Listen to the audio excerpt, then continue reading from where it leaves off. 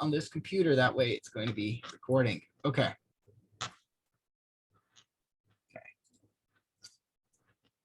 Yes. So hi, see, she's just going after my hand while I'm trying to get this started. Okay. So write the sequence of commands that will remove the tail of a doubly linked list. Okay. So for this on the actual exam, the actual exam has like only, I think, like 7 or 8 questions, and they are much, and at least for these conceptual ones, I'm much more interested in the drawing. So write a sequence of commands that will remove the tail of a doubly linked list. And the next question that's paired with it, using a linked list with 3 nodes, draw what happens as each line executes when you remove the tail. So these 2 questions, they go together, you know? So let's go ahead and kind of draw what happens here. We've got ourselves a doubly linked list. Hard to draw a doubly linked list. Again, Murphy. Dot next. And so we've got ourselves a head and our tail, right? So draw what happens as each line executes. So what do we need to do to remove the tail? Well, what we need to do, so since it's a doubly linked list, we have a lot of flexibility in the order we do things. So we want to make the middle, but basically we're just trying to remove the last node in this linked list, which means though that this new guy would have to be the tail being the last node in the linked list. Okay, so let's say that the tail is now going to store the memory location of tail.previous. So, right? So that means that this guy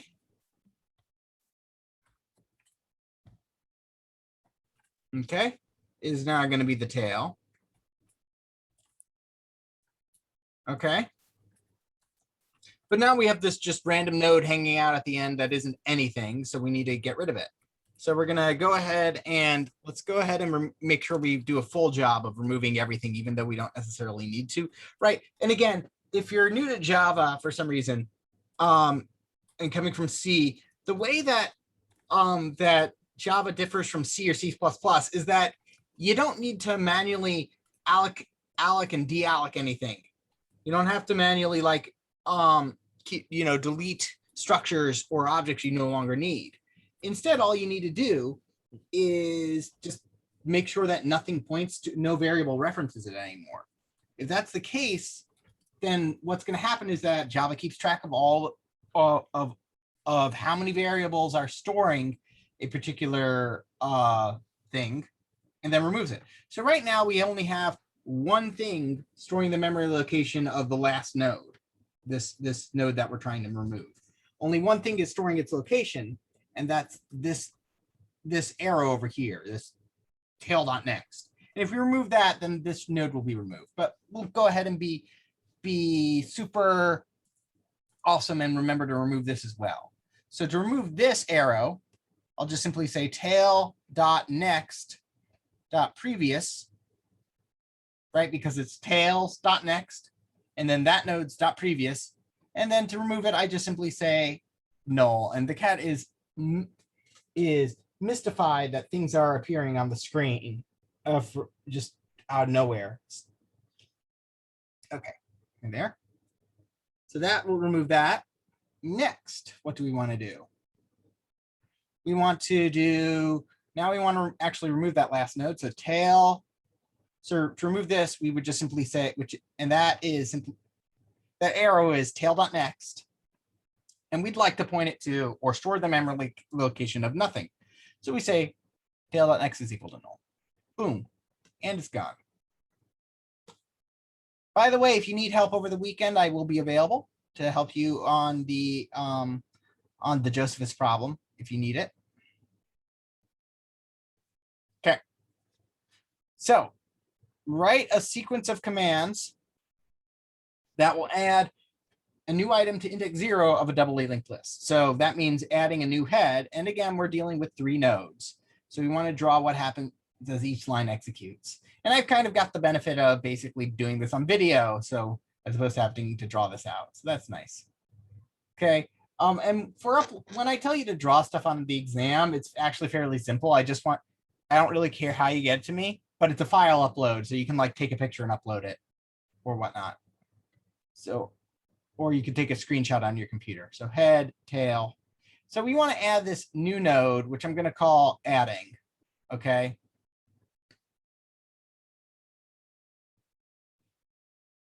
Okay.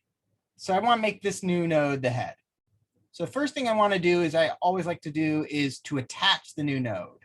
So I'm going to say adding dot next is equal to head, because the thing that should come after adding is currently the head. And since it's doubly linked, we're going to say head dot previous is the previous thing for the former head is this guy. And then what we're going to say is we're going to say then that the new guy should be that the head now should reference this the variable head should store the memory location adding, which effectively moves this label and puts it over here. Okay. And yeah, technically I might want to put a size plus plus over here or a size minus minus. It doesn't really matter for the sake of when we're drawing, but that's kind of what you want to do. When we're actually implementing it. So clear. Okay. Next. Whoopsie. All right. So suppose you have some list of integers. So I don't really need this pen anymore. And I can just use the keyboard now. So you guys all have IntelliJ. So let's go ahead and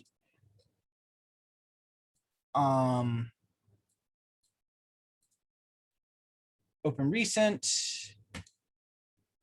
this window. And let's see. I believe I had this from last semester. Exam linked list. Right. Okay. And exam code.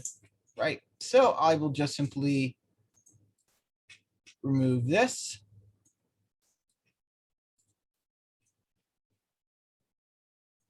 Which is what we were dealing with. Okay, so what I'm going to do is I am going to remove. Let me go ahead and remove this and recreate it for us. Right, but that's what I was given to what I gave to us for that problem, which to remind you was suppose we have a list of integers. Write a method that finds the minimum and maximum value stored in the list and returns their sum, regardless of how the list is implemented. Okay. So it doesn't matter if it's a linked list or array list, we want this to work, which is fine because they're both lists, so the methods are the same. However, what we do here does impact the next question, which is, what is the runtime of this algorithm? Okay, so that is going to be a, not issue, but a consideration. So list. So over here, so what I'm going to do is I'm going to implement this a couple ways. For I is equal to 0, I is less than list.size. This will enable me to go over each of the indices. Now, first off, basically, I set int min equal to the biggest number there is, because there will always be a number smaller than that. And I do the opposite for max. I set it to the smallest number so that there will always be a bigger number than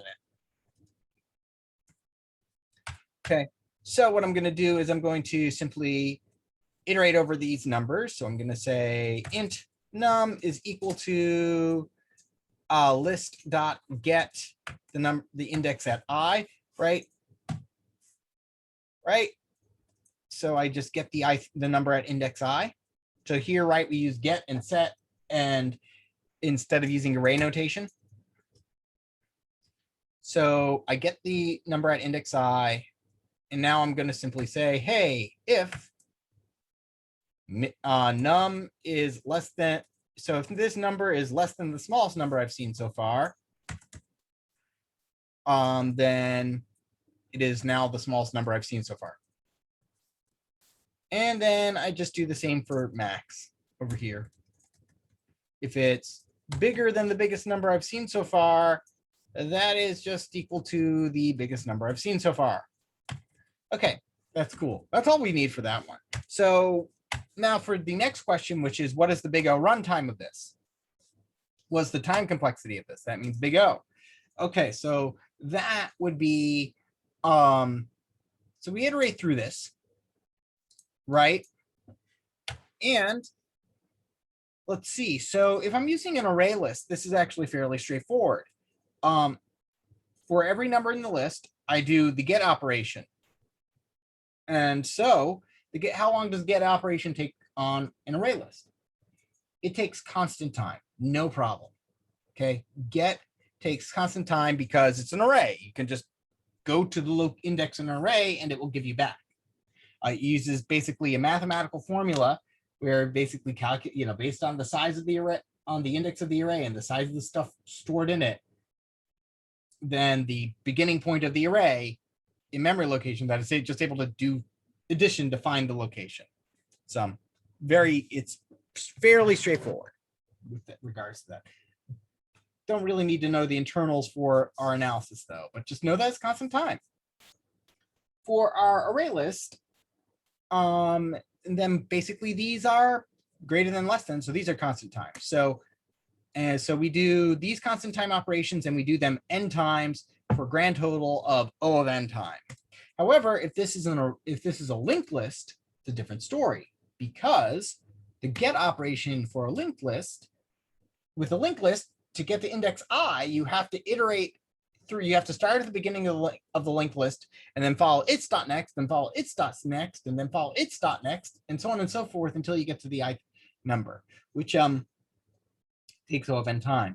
So if we have O of n items, each of which doing an O of n operation, this would be O of n squared.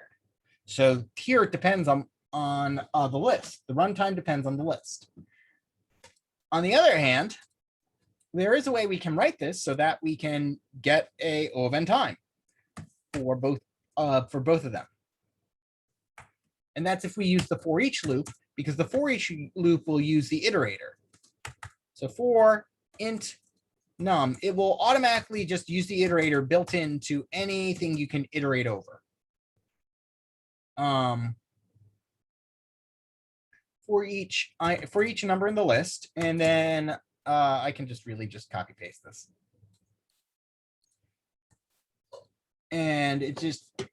And we're no longer using the get or set operation. We're using just the iterator, and that remembers where we are, and it would move to the next item. So it makes it very useful for a linked list. So there we go. This it would give us O of n time for both of those. Okay. Now let's see this one. Suppose you have a list of some strings. Write a method, reverse words, that returns a new list with all the strings reversed. So we want to reverse all the words in the list, right? Hello, world, nice to Ole, Dilral, and Ekin, or Essen, because Ekans is a Pokemon. Okay. So anyway, I'll just simply put return. So let's go ahead and quash this error as soon as possible. Since we're returning a list of strings, I'll go ahead and just simply say list of strings is, and I'll say output is equal to that. List of strings output, and we'll do return output, since that's what we're going to be returning, right? We're returning a new list of strings, but now we have to initialize it. What kind of list of strings do we want? I'll just use an array list. New array list. Doesn't really matter if I do array list or linked list there. Okay. So what I need to do is now again for, and I'm going to again use the for each loop because I like that. You can use basically the appropriate time to use a for each loop is when you don't care about what item you're using. Sorry, don't care about what index of the items you're using. So if you care about the items but not the indexes, then the for each loop is what you need. So for string word in list. So for every word in the list, what am I going to do? I'm going to reverse I need to reverse the string, which again, so this gets into a question of like, what is n? But if is n the number of strings or n the number of characters? It doesn't really matter for this case because we're still going to operate over every single character once as we're reversing it. So it doesn't really matter. It's going to give you the same O of n runtime regardless of this. So what do we need? So now what do we need to do? So if I want to manually reverse everything, then I would say for car, I'd say string. So if I didn't know any like tricks, I have to do it like this. So for string reversed is equal to this. And I'm just going to do another for each loop. For car, there's a couple ways to do it manually, like this. For car letter in word dot 2-character array, because for some reason you can't use a for each loop over a string. So I turn it into an array. Now I can use the for each loop over it. It doesn't really matter. So I can do it like this and say, hey, reversed is equal to letter plus reversed. So I take what I have and add the letter in front of that. So for hello, that's going to do, right, that will do add H, then add E in front of that, then add L in front of that, then add L in front of that, then add O in front of that, and that'll work. But, and then, oh, right, a very important part, output dot add reversed. Right, we want to add in that thing, make sure we add it after we've added all the letters in, right? So now, what do I want to do? What I would like to do is, sorry, 1 second. What I would like to do is I would like to try this with a different way. So how other ways can I write this for loop? I could do for int I is equal to word dot length minus 1, and I can just go in reversed. I is greater than or equal to 0, I minus minus, and then I can just simply say car letter equal to car word dot car at I, and then I can just simply reverse is equal to reverse plus letter. So take what I have, add that onto the end of it. So add the first letter onto the end of it, then the second letter. Hold on. So take the last letter, then add the second last letter onto the end of that, and the third to last letter onto the end of that. That's another way to do that. But that all gets confusing. So what if you don't want to have to manually manipulate it like this? We can then do, well, there's a couple tricks. We can use string builder or string buffer. So new string buffer, I think, is the newer one. And what this will take is that basically this is used for like if you need to concatenate a lot of strings and do transformations on it. So this just simply takes that. But rather than appending anything to it, I'm just going to go ahead and, oh, look, they have a very useful method. It returns another string buffer, basically where I've just taken that string and I've reversed it. And then I turn it into a string. And that will do it for me. And yes, I can legally do it in one line like this, where I've just called on the constructor. And this creates basically a memory location that hasn't been stored yet. And then I reverse it and then a call to string onto it. So very useful there. No worries. I mean, that can be broken up into multiple statements, but I don't need to because it's pretty obvious as to what I'm doing there. Okay. Next. And again, the time complexity of this algorithm is because I used the for each loop over here is O of n. Okay, So delete list. So write a method called delete list, which removes all the items in the list, making it empty.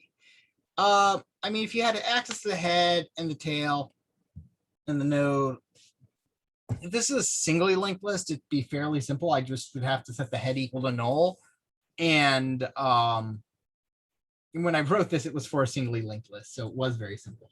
All you had to do was set the head equal to null and the size equal to 0, and everything would be deleted. But because it's doubly linked, everything refers to each other. So we kind of have to, you know, go forward and, you know, do that. So first off, I'm going to use a linked list class over here that I'll create.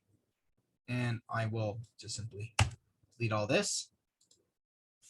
So we have our head, a tail, a size, and a public class node. And this is just simply for testing purposes, because a lot of times we're not going to be calling add or remove in the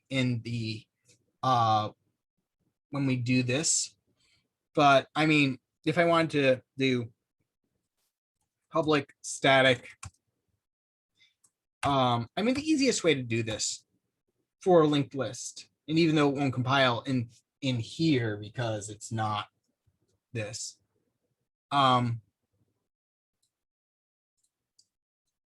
actually, so the easiest way to do this would be for me to do, let's see, new Java class, another LL extends, another LLE extends the linked list class made in Java, and then I could do just write, and then I could use all the functions that are built into the linked list. So I could do that because this is a linked list. So, and now public void delete list. This is the easiest way to do it, where just simply I would say while this dot, let's see, while this dot size, and I can't call a lot of the variables because those variables are private here. So I can say while this dot size is greater than 0, I can say this dot remove the item at index 0. And that would certainly work as kind of a way to do that if I'm inside the linked list class, which the implication of this is that I am. So, I mean, right, because if you're inside a linked list, then you can just do that. It's very easy. If, on the other hand, we have to do it manually, right, that kind of, if, however, like your professor was being a jerk and said, no, you had to do it manually. And you're like, ugh, this is how you would do it, which is public static, sorry, not public static, public void.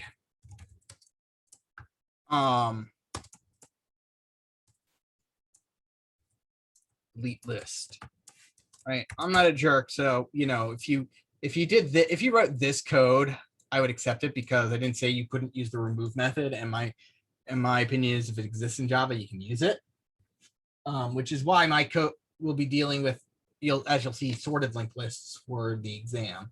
So delete list would be, what we would have to do in this case is annoying while, we'll say, say tail, so while head is not equal to null,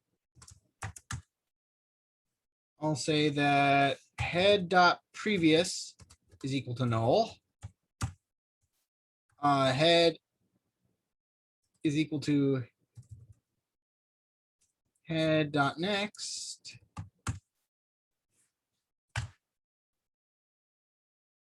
And actually, that should do it technically because the garbage collection would handle it at that point.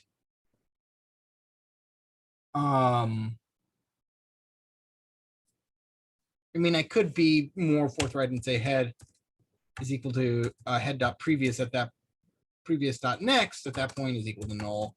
And if I really wanted to be that, but but in terms of deleting everything, that would work. And then at the end of this loop, I'd say tail is equal to null. And then size is equal to 0. Okay. And basically, we just keep going forward and forward until there was nothing left. Okay. Okay. Not cramp. Okay.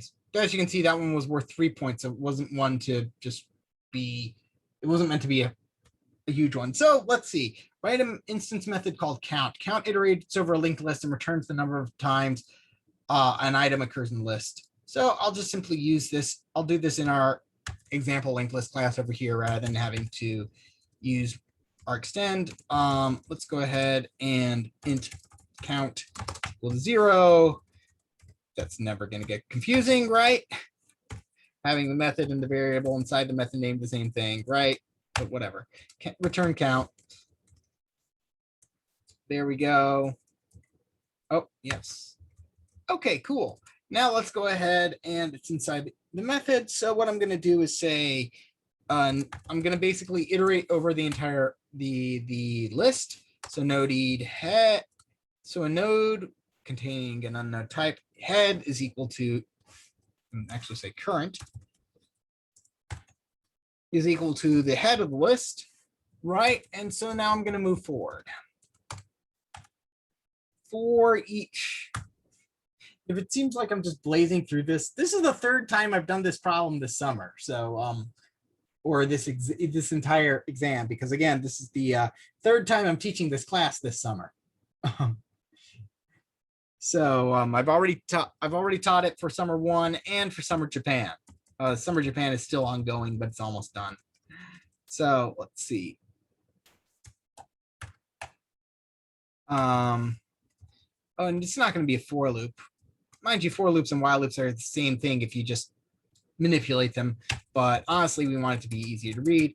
While current is not equal to null. So whenever we're doing a loop like this with current not equal to null, we always want this at the inside it. Current is equal to whatever the next thing is. So this moves the pointer along the list. But the big thing here is that we either want to say, while until we hit null or until we hit the thing right before the end. So until we go off the end or we get to right before the end. So we either want this while loop to be current.next is equal to null or current is equal to null. And it really just depends on our on what we want to do.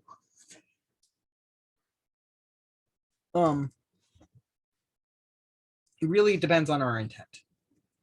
So in this case, right, we want to count each item and we don't really care about the head or the tail except as a starting point. So once we hit null, we're good. So all we have to do in this case is simply say, hey, if current.item is equal to, if current.item dot, I'll do dot equals because that's more correct. Remember, double equals compares the memory locations of the two variables. Are they holding the same memory address inside of them? Whereas .item dot equals calls the method, which, and that depend, and the method depends on what you're using. I'm sorry, I'm yawning a lot. So if it equals the item, so if the two items are equal, we simply say count plus plus. Okay. And then we return count. Van method. Okay. So time complexity, since I'm touching each item once, it is constant time. All right. Merging two items together, write a static method that takes in two sorted linked lists and merges them into one sorted linked list and returns it. Since it's a static method outside a linked list, you cannot access the nodes. You're allowed to remove items from list and B. So let's go ahead. And again, I'm just going to go ahead and I'll do this over here inside this one since it's a static method, and that way I'll be able to use the real linked list. You know, not that it will really matter though. It doesn't really. I'll use the real linked list over here, and it says I can remove items. So yeah. But again, this entire thing over here with the code, with the exam linked list code over here, was just simply so that I could write methods like this and use the node class without causing any errors. While I was writing. So otherwise, what I would do is I would take the code that I had written for my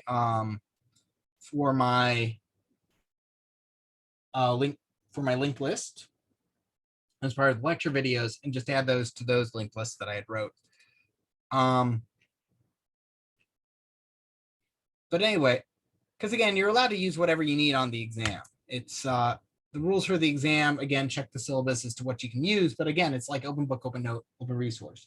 When we get back to campus, it will it's going to be switching back to open note, but it's just simply the way it works. Although I'll probably still, for the most part, do these exams on the computer simply because they grade a lot faster on the computer, and then I don't have to spend like 20 minutes afterwards trying to hand these back to students, and then really reduces the amount of paperwork. It's a lot more useful. That being said, writing code is like on paper is a very valuable kind of tool, but whatever. Okay, so I've got two linked lists and I want to merge them together. I've got two lists and I want to merge them together. Linked lists. Oh, that makes it even easier. They're just lists. It says I've got two sorted linked lists of integers. Aha. Merges them into one.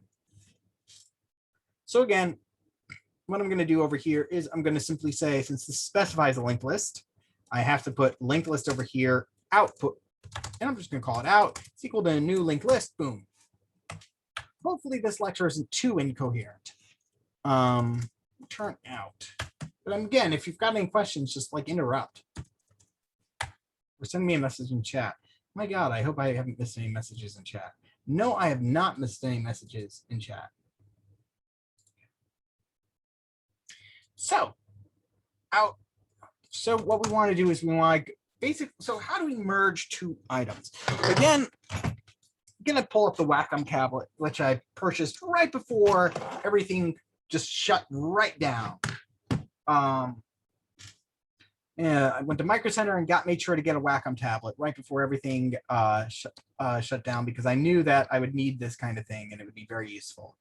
It's also like the seventh person there to come in and get one. So, okay. What do I have here? I've got an out. Linked list out. And so how do I merge? So let's say I've got two sorted lists and I want to merge them together. This is, as you may or may not know, and unless you've seen merge sort before, this is part of merge sort. So let's go ahead and say 1, 5, 7, and 9. So let's do with 1, 4, 5, 6. And let's go 2, 3, 7, 8, 9.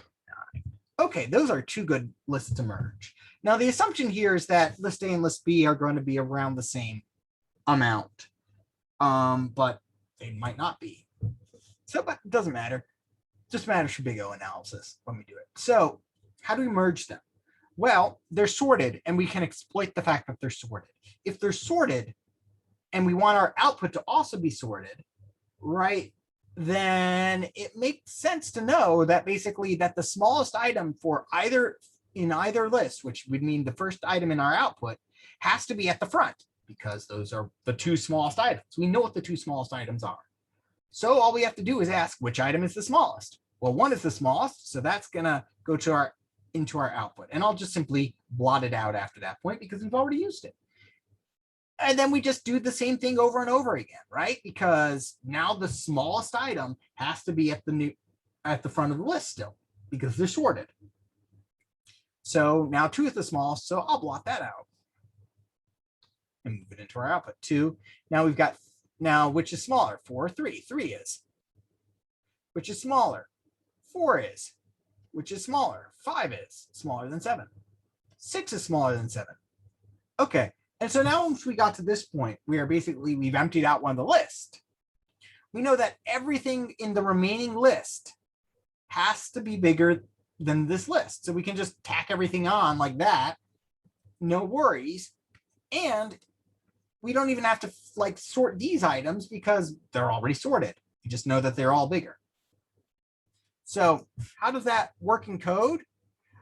So it's actually not too bad. We want to make sure, so wow. Again, we're explaining, and if we weren't allowed to remove items, I would just simply copy them because doing this in place is terrible. So what? Yes, I see message in chat. Yeah, actually, I will be using a while loop, but with an if statement.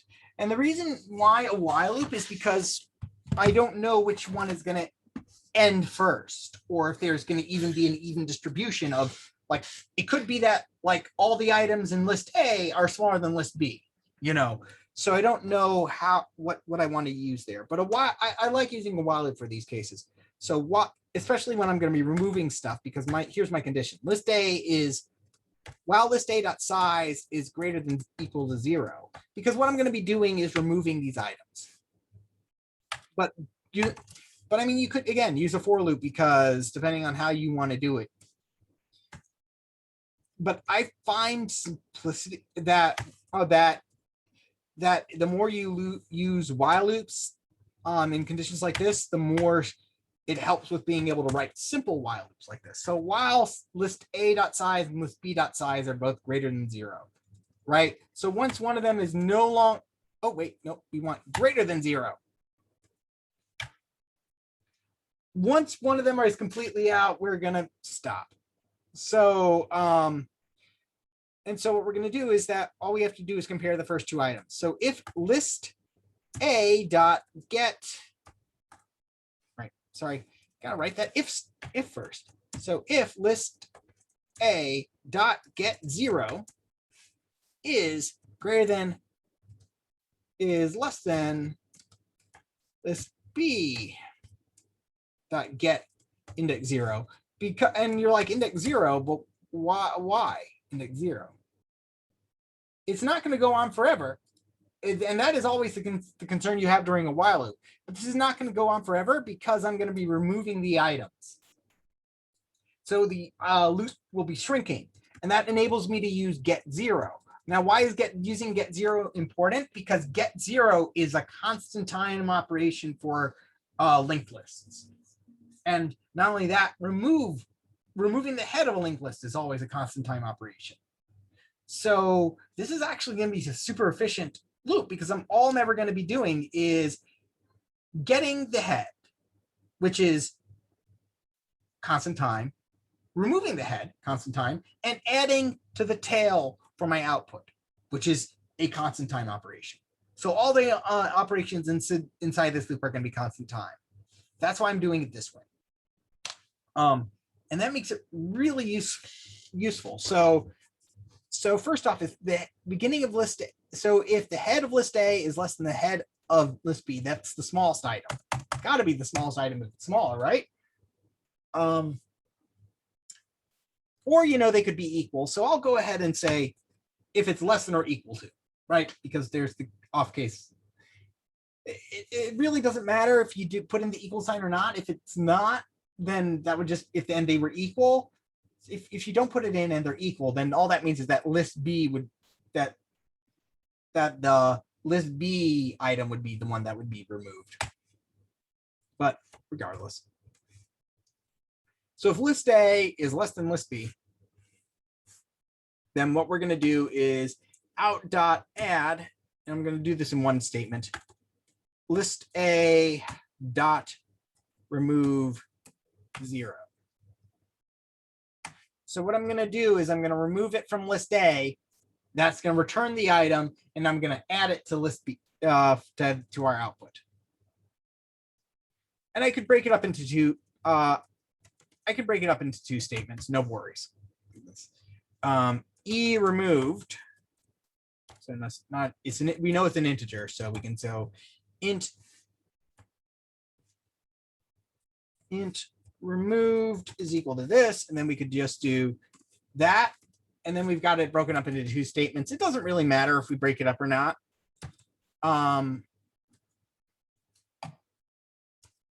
But now if we do that, otherwise it would be removing from list B because that would be the small I, right?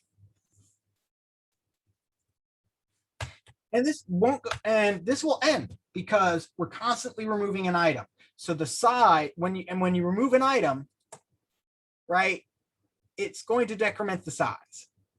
Right? If I were to look at a linked list, let me go ahead and look at the linked list over here. Right, so it's got its own operations with an unlink. So, you know, it has its own way of doing things, but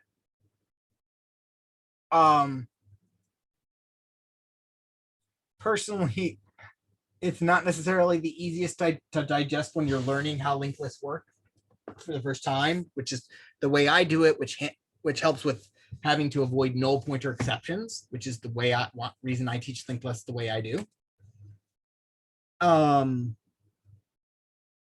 And again, whereas they're not going from a pedagogical kind of perspective, but a most efficient kind of thing at the micro level kind of that I suspect that is the perspective they are taking. Okay. So anyway, we've removed all the items from one of the lists at this point, but not from both. Okay. So we need to add all the items that were in the unremoved list to the other removed list. So if this one, I'm going to give you the kind of logic you to use, and then I'm going to be a bit cheeky about it. I'm going to fix it by being a bit cheeky. If list size is, so if list A has items left in it, and then I'm going to say out dot add everything from list A.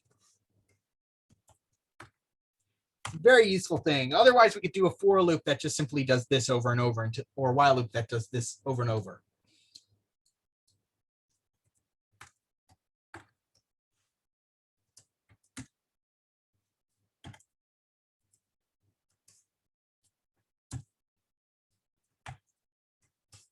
And I mean, if we really needed to, after this, to make sure that both of them were empty, we could do list. We could do. If you had to make sure they were empty for some reason afterwards, you can use the clear command, which empties out both of the list. Okay, so whatever ones is empty, we would add all the items to the end of the linked list. However, that's kind of unnecessary because we could just simply do this because one of them is guaranteed to be empty, so we wouldn't add anything. So we don't even have to decide which one is empty. We could just simply tell it to add. Okay. I have a question, Professor. Sorry? I have a question. Go ahead. In this function, we're checking the items in each list one at a time.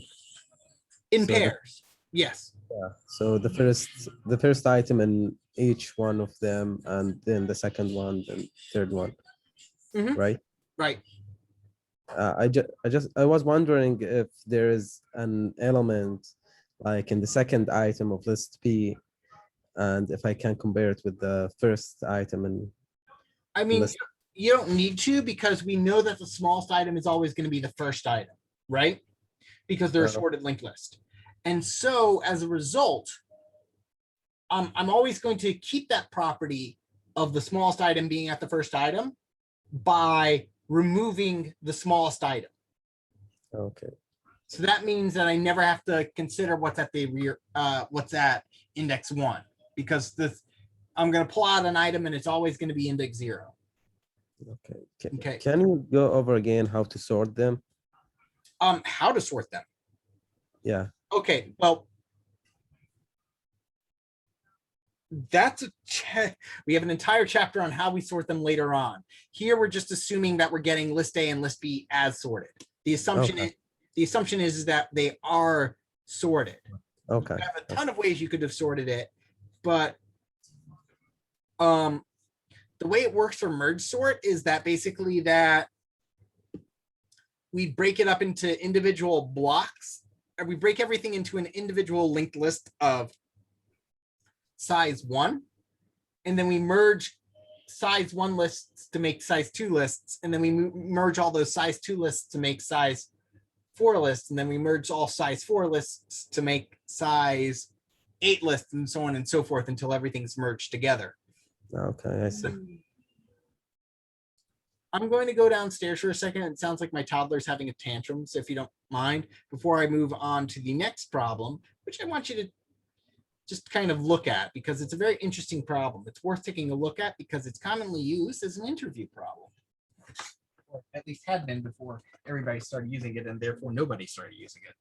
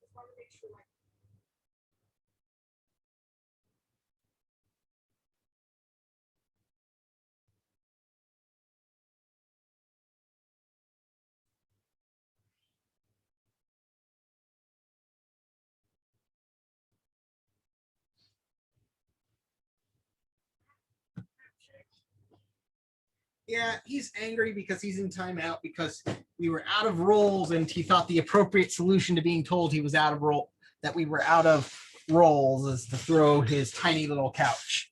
So, you know, toddlers. But all right, so suppose we have a method that, so write a method that reverses a doubly linked list. So the reason this is used as an interview question is typically it's we use it as, what if it's doubly linked list? Okay. And then the other question goes, and then you figure it out and you're like, oh, I just use an auxiliary linked list to do all this. And then the next question goes, okay, but what if you cannot use a secondary linked list to do this all? And what if you have to do it in place? You're like, okay, I can do that in place because it's doubly linked list. That's not too bad. And then they say, and then they typically go, okay, well, what if it's a singly linked list and you have to do it in place? And then you kind of just bang your head against the wall until you collapse, because it's obnoxious. And the key there is you have to have 3 pointers. You have to have like a current, a save, and a head. To figure, and it's just a mess. But how do you do this? And so, but what is the simple way to do this? Well, the simple way to do this is over here.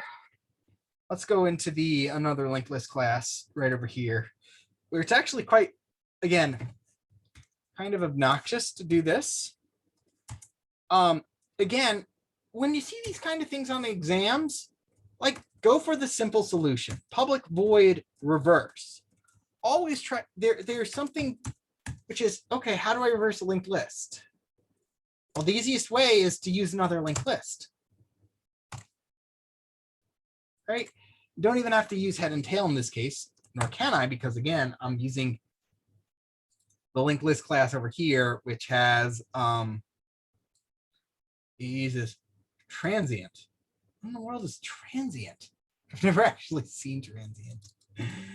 Let's go ahead and see what that is in Java. Okay. Transient. Because transient is like the beginning property. It's temporary. Should not be part of serialization. To avoid serialization, which gets into its own thing. So they have a first and the last. Okay. But the point being is, now that I know what it's called as opposed to head or tail, I can say, let's see. This dot, can I use this dot first? I can get first, whatever. So regardless, doesn't really matter. But for the purposes of working in here, what am I going to do? I'm just simply going to say linked list e temp is equal to a new empty linked list. And what I'm going to do is I'm just simply going to say for while this dot, and because I can't access the nodes directly because when I'm extending like this, which is a pain. Why can't I access the nodes when extending? Because nodes are private classes. Okay, so while this dot so while this dot size is greater than 0, while I still have items left, what I'm going to do is I'm going to say this node dot remove 0. And then I'm going to take that item I just removed and throw it back into temp.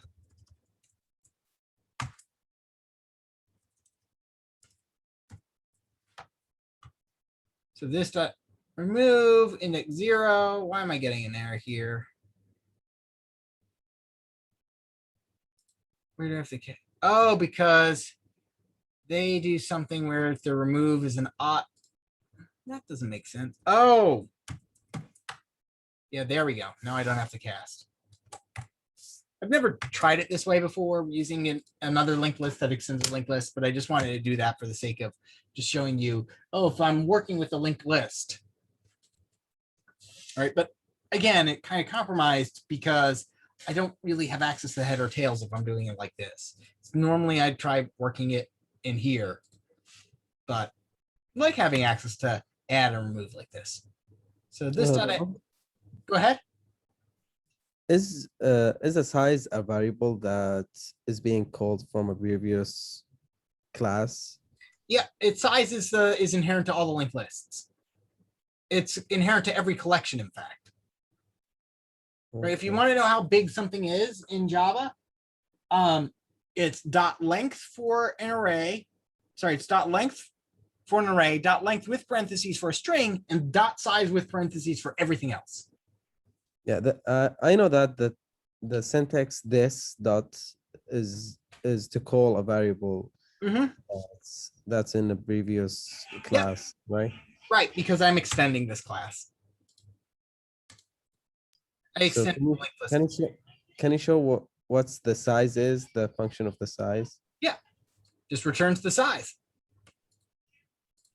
which is a variable. And it will always adjust the size. And again, with just like the linked list I wrote in class, it's always going to be adjusting the size. Make sense? Yeah. I'm just doing this like, pretend I'm working in the linked list class I wrote, you know? It's really no different. It's just that now I don't have to go and dig through my, which I could do. I probably should. Could go and dig through here, data structure, linked list.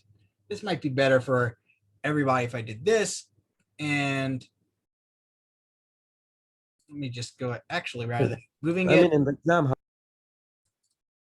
In the exam, I would just simply take these classes that I've written and use them. But on the exam, you're going to be working with a sorted linked list, as I'm going to show you. And you'll want to use that. So here, I've got a doubly linked list. So I could just simply add that method right into here. Okay. But anyway, so here I've added everything into temp, but now the list I have is empty. Yeah, let's go ahead and move this into the doubly linked list I had. So here, right, I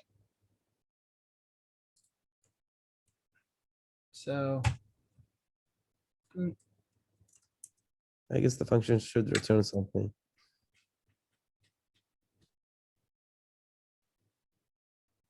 Here. Looks like I already had one that I wrote in this one. So the way I did it over here apparently earlier was just simply, yeah.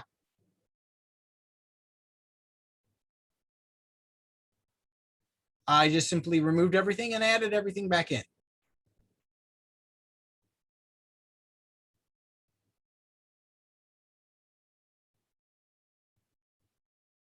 Although honestly, I could have done it a different way.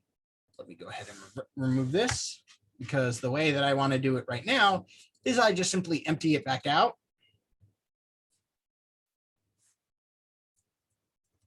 Let's see. Linked list.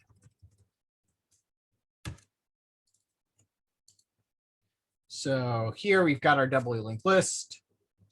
While this dot size is greater than 0, we add everything we remove in. And now all I have to do is I just simply say, while I just do the reverse over here. Well, temp dot size. Okay. And now I would just simply say this dot add temp dot remove, except what I'm going to do is I'm going to take anything I have and add it to index 0. And what that does is that's going to basically say whatever I have is first, it's going to be added. So we're going to take the first item, add to index 0. Then we're going to take the second item and add it to index 0, which will have the effect of reversing this. So that makes it a very useful kind of function there. I'm going to move on to the more important part, which is the sorted linked list part. Okay. So when I have two problems on the coding problems on the exam that deal with sorted linked lists. Okay. And what those means is that basically that we'll be working with this class over here, which, let's see. Actually, stop sharing for a second. I have to remove stuff. And let's actually